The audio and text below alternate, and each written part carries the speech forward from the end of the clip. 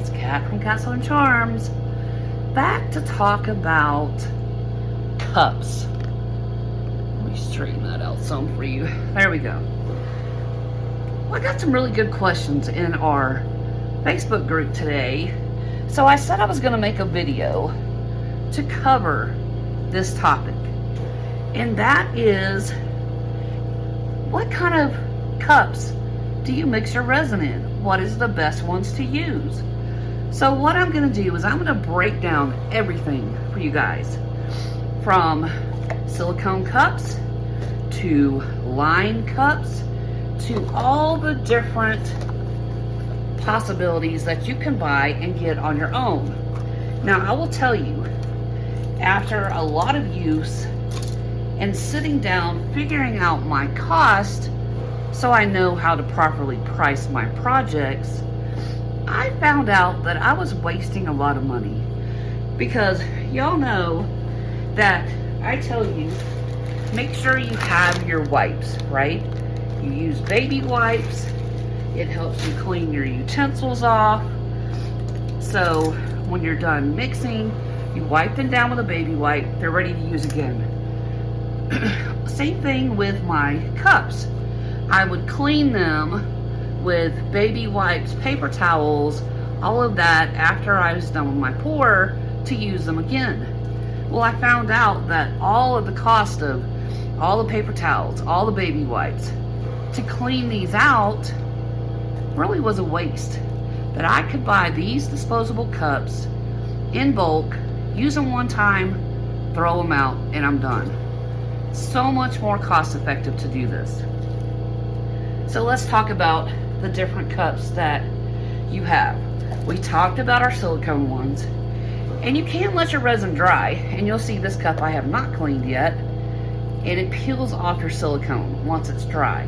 But then you have all these little bits and pieces inside that are sometimes really hard to get out, and they end up floating in your next batch of resin that you mixed. Well, here's a pro tip to help get those little bits out. You know, I use clear packing tape to get glitter and little resin bits off my molds.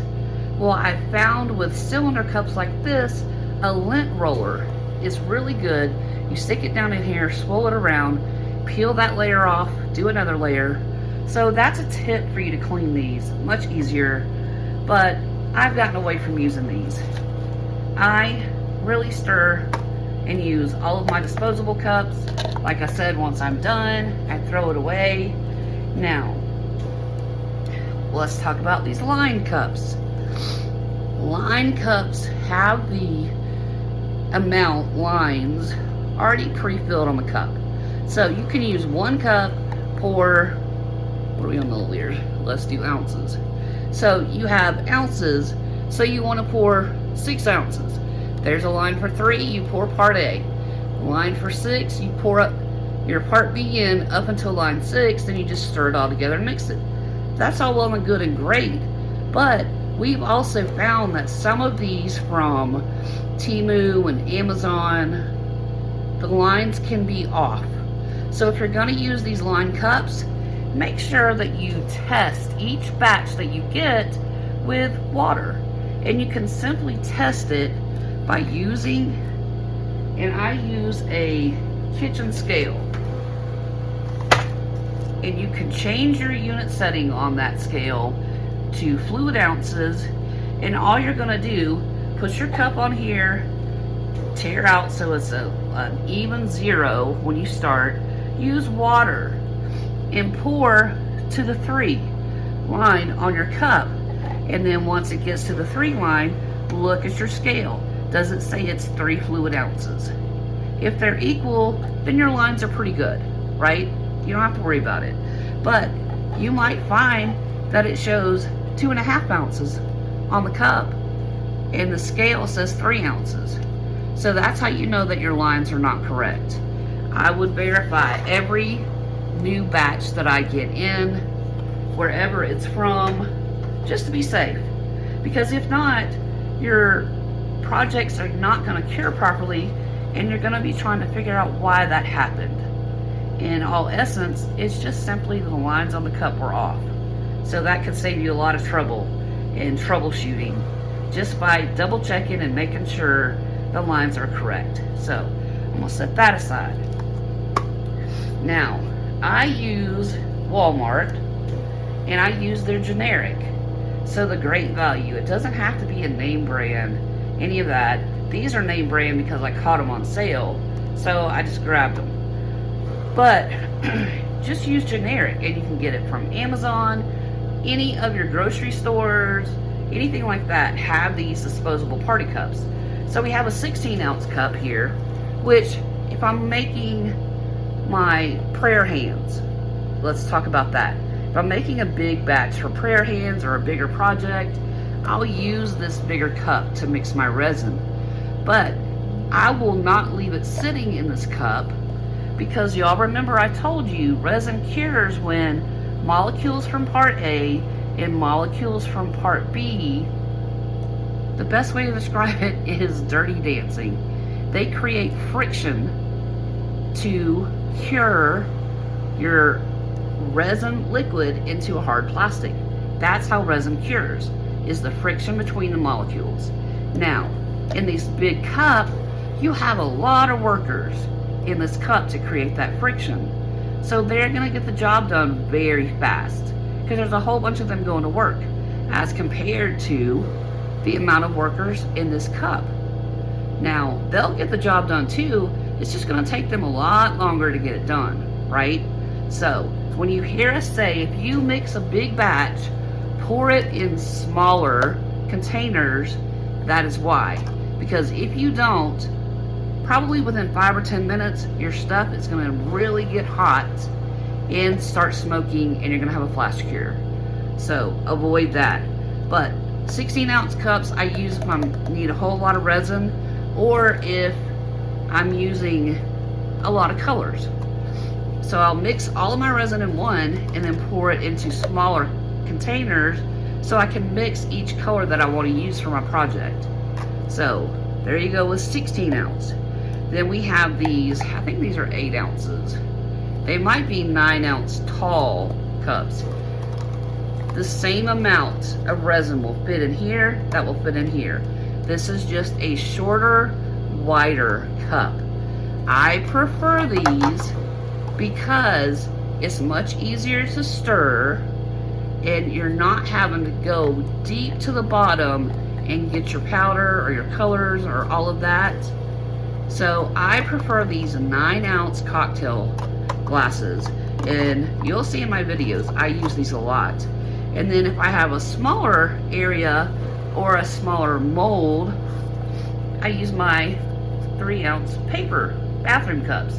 And these are, you know, we keep them in the bathroom to rinse our mouths out or to put mouthwash in, fluoride, whatever you want to use it for. But I like the paper 3 ounce cups because you can pinch it and make a little pour spout. So if you have, in fact, I do have some little intricate Halloween molds. So if I want to pour the spider web, I want to be able to pinch that cup so I have a small stream to go only in those areas. And then I'm going to use a toothpick or my silicone tip tools and make sure that I've reached every little part of this. It's covered and I'm wiping it to get the bubbles off the sides of these. So that's an example of why you would use a 3 ounce cup to better control a smaller stream for these smaller areas you want to pour in. So there's that. Now, if you're doing a deep pour project, if you're doing a river table or something like that, these painter's cups are great. And these you can get at a hardware store. And they have all the measurements on them. It tells you if your ratio for resin, let's say, is 1 to 1. Well, first of all, you have your ounces, you have your milliliters. You have 1 to 1 ratio, here's your guide, right? If you have a 2 to 1 ratio, there's a guide. So it has all of the measurement breakdowns on the cup for you to go by. But So that's those. They're in 2 different sizes, a quart and a little pint. You can use these, but you're gonna have to clean them out with baby wipes, paper towel, or let white vinegar soak in it to break down the resin, and then wipe it out with paper towels after that. But remember, never ever ever pour resin, cured resin, anything down any plumbing, any sinks, any toilets, nothing, because you're gonna run the risk of getting into a mighty costly repair. So resin goes directly to the trash can, no ands, ifs, or buts. If you're recycling, you put all your resin stuff with plastic. That's how I have been taught. That's what I do. So there's your tip for that. I think we went over everything there is to go over. The one thing I will say, no, do not use styrofoam cups. You cannot do that. 2, do not use hard plastic cups like Tupperware, because these are plastics. And if you put it in a Tupperware container, the resin that's left behind is just gonna build a layer to that Tupperware. It's not coming out, okay? So be careful using anything like that. Again, if you're using silicone, you know your tips there. You hear all the crackling, and so I can just clean this out, peel it off, peel it from the inside. See that? It just peeled out. Then put a lint roller in there to get all the other little bits out, so you're not having to sit and pick all those little bits hand by hand. So there we have it, y'all. And I just popped my stick off that I pulled out.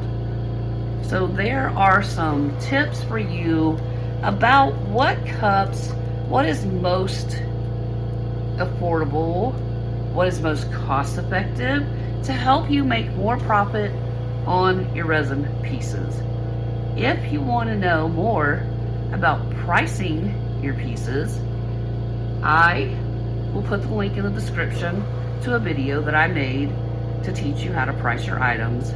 And if you want to know what are the 10 things, must-haves that you need before you start your resin journey, I'm going to link that video right here.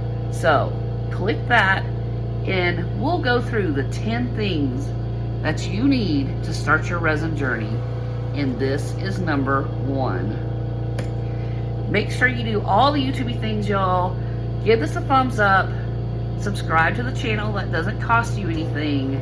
And share this so other artists who are starting out, who have questions, can find it too.